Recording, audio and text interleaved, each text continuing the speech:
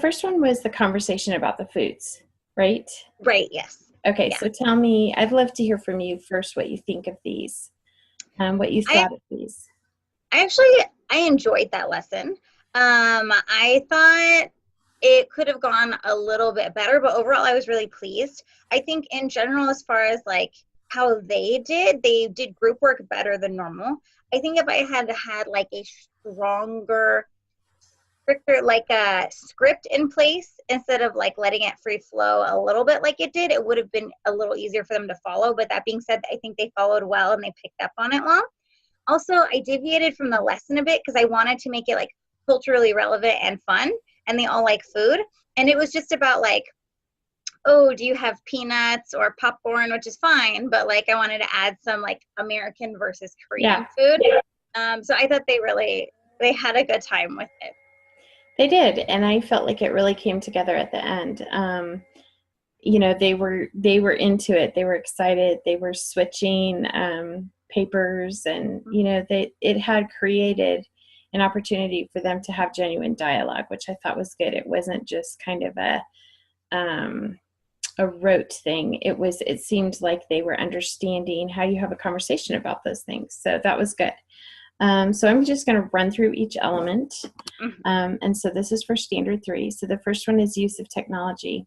This one I felt like wasn't really very present in this lesson. I think at the beginning you did the rote reading with the audio and visual and video, which was good. But I didn't feel like it was as present as I've seen in other lessons. So I would say that was a proficient, just given what I know about your other lessons.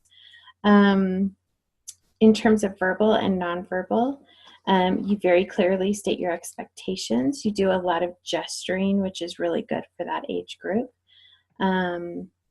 You redirect them to listen to one another positively. I felt like that was really strong. There was a little girl who she was not engaged in this way she needed to be, and you said, put that down, Chloe. And it was very direct, but it was very concise and succinct, and it kind of shut down the behavior, so that was good. And then repeating back to them, I feel like that's especially important for your ELLs. Like, is she a girl, you said? And meaning the boy, is she a girl? And you kept saying it. And so I thought that was good. At one point, I think I saw you kneel down next to the kids, which is so, so important for that age group, because it's so easy, because your class is so attentive and such good listeners. It's easy for you to take more of a lecturing stance with them. And so getting down to their level is really important, as much as you can do that, because they're still little, So even though they can sit in their seat and listen, remember to always provide those opportunities for them to move and for you to get down at their level, because developmentally that's really important. Yeah, I definitely try. I don't think I have enough opportunities. Like, I don't have enough ability because, of course, like they don't like us sitting in class as much and things like that. But I've noticed some of my coworkers do, and I actually like that they do sit in class because they sit at the table, and there's like a better dialogue between them and the students. And so, yeah, I try to work that in as much as I can. I'll try to do a little more too, I think, because it's helpful. Good. Okay. Managing the learning environment. You use phrases and repetition, which is good for that age group. So they know what to do with their magic finger. They all were doing that with you, which was fun to see. Use of songs. I've seen you do this a few times now, and I think that's really important. I think it signals things to kids, but it also repeats concepts that are important, and there are those kids that will remember them better because they're being sung rather than said. Let's see, use sentence frames on the board, which for your ELLs is so important for them to continue to go back and learn. I remembered your note on that, by the way, about like making sure there was like a solid structure. I noticed some of them tried to deviate a little bit in the beginning, but I made sure that there was like a clear structure they could follow. And until they practiced it enough to get it solid, and like we stuck to it, and then they started kind of like trying their own stuff a little more. Yeah. So I thought that was helpful. That was a good note from last time, because that helped me a lot with this one. Good. It provides that scaffolding for them. Like, am I doing this right? And then they keep checking back. And so then they can do it independently. Oh, using pictures. Yeah, that's what I put. So the pictures were very helpful and they were very big and bright. And so that was good for your visual learners. So those nonverbal and verbal, managing the learning environment, I just said a proficient. I still think there's a lot you can do to create more, oh, just just a lot of those little things that you can do to take you out of like the lecture pose and into Mm-hmm. more of a a facilitator. That's what I'm trying to say. I haven't woken up quite yet. um, does that make sense? It does. It does. I feel like because I've been trying to do that more and more, and there's always that part in the beginning where I'm gonna have to like explain to them, and I Mm-hmm. tried to give them a ton of opportunity where the lesson was largely like just discussion and then practicing between Yes. each other. Had we been able to mix it up a little bit more, because I did have to differentiate by group because some of them weren't as strong, but the class isn't big enough where it's like then there's one group of three and they can only talk amongst the three of them. So I guess I need to figure out more ways to do that because I've been trying to get them to work together as much as possible, but I think maybe I've kind of run out of ideas about how to do that better. Consider using jobs. Like when you assign them to a group, give each of Mm-hmm. them a small job. Like you're the Okay. recorder, you're the, I don't know, it would be dependent upon the activity, but Mm-hmm. I think that they'll like the structure of that, oh, I have this important job. And Mm-hmm. so if you create the jobs and the expectations and they did a really good job. That's the next one is student centered. And I gave you an outstanding because I felt like once you provided the structure and you handed it off to them, they knew what they were doing. And that by the end, they were very much like guiding their own learning and practice. And that was so fun to see.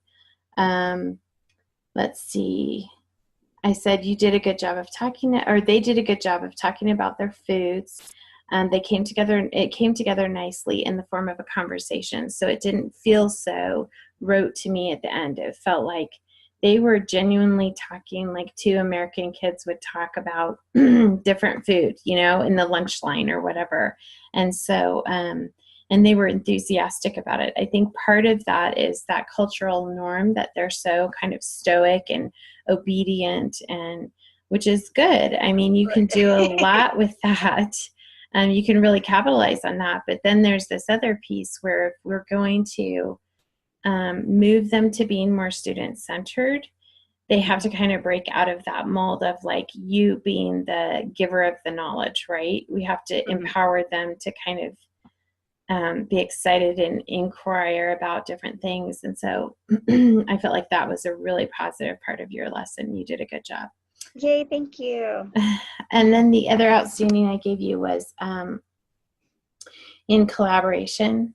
I feel like you and your students collaborate a lot. You move the desks around for cooperative learning. You do the choral reading. You're traveling around the room a lot, supporting kids and collaborating with them. And then at the end, they were trading their foods, and the one girl said, "Thanks." And it was just a very respectful environment. And I feel like you're the person who sets that tone. And so that was really, really evident. And so that's also an outstanding in my mind. So, Yeah, I'm happy to hear that because I feel like that's actually something that's just started getting better lately. Like they understand good manners. It's the implementation that they struggle with a little bit, but they are getting better at like cooperating a little mm-hmm. bit more. And so for that to like come through, that's really nice to hear. And it is nice to see in class that they're starting to do it more. Mm-hmm. Yeah. I saw more personality out of your kids in this lesson, I thought, which was fun. They seemed more confident. And so that was good for me to see. Okay. Do you have any questions about that one? Not really. I actually asked you my main question, which is kind of how to do more of that facilitator role, which that was a really helpful note. I'll think about that because they do like having roles, like they've liked having a group leader. The problem is, even though they've learned to treat each other better, they understand that concept. Some of them are still just in that I don't care about other kids mode where they just want to be by themselves no matter what incentives or consequences or anything that can happen. They're not interested in working with other kids. And I don't want like a group to suffer with that, but that extra pressure of having a specific job might help. So that actually might help with a couple of my difficult kids like Sean and Chloe, who don't really like doing group work with other kids. They will avoid it at like all costs. And I mean, you have to be balanced in this too. You have to give them time for those learners that aren't very interpersonal. You have to give them some time to be Mm-hmm. independent. And so as you're becoming a facilitator, that doesn't always have to happen within cooperative learning. It can also happen when they're just doing independent activities. Mm-hmm. So, and I see you making strides in this. It's just not consistent enough to say it's outstanding. I think it's always our default as teachers to grab the reins of control and just stick with that because it feels safe, right?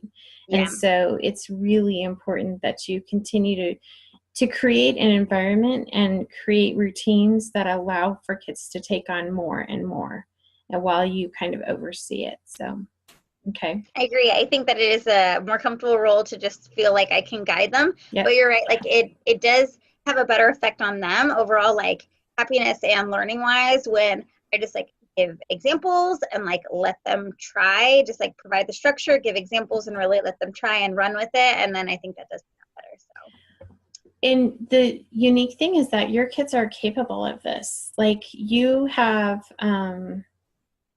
like I said, they're already sort of in that obedient stance and ready to, for the most part. I know you have a couple of them that aren't, but you know, you can capitalize on that. So just think about ways to do that.